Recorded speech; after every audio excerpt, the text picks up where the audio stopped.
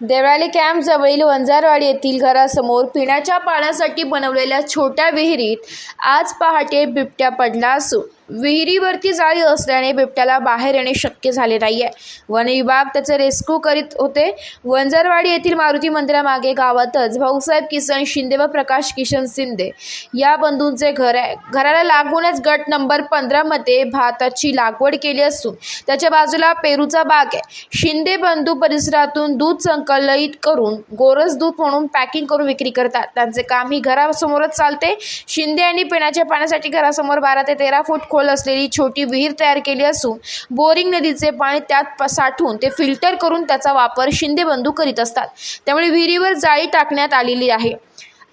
त्यातच आज सकाळी विहिरीतून काही आवाज येऊ लागल्याने भाऊसाहेब शिंदे यांनी जाळी बाजूला करून पाहिले असता त्यात असलेल्या जलपरीच्या पाईपला एक बिबट्या त्यांच्या नजरेस पडला।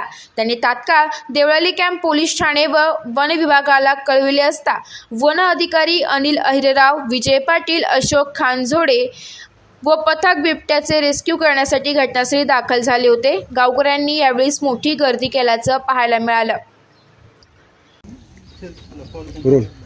विजय सिंग पाटील, वनरक्षक सामनगाव।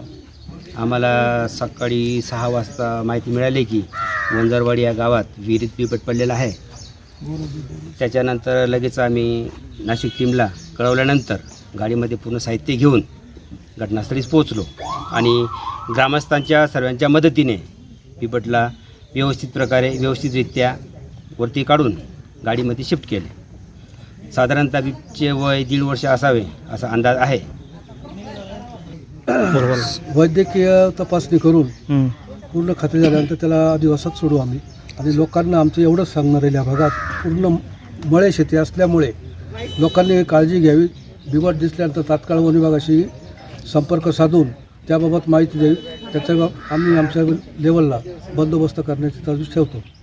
सर, त्याच्या पोटामध्ये खूप पाणी गेलेलं आहे, काय वाटतं? तर त्याच्यासाठीच वैद्यकीय तपासणी करणं आपल्याला गरजेचं आहे। ती पूर्ण झाल्यानंतर आपण त्याला आदिवासात सोडलं। सर, नर की मादी आहे? नर मादी आता आम्ही तिथे गेल्यानंतर आमच्या याच्या सेंटरला गेल्यानंतर आम्ही तिथे खात्री करू, त्याबाबत माहिती देऊ।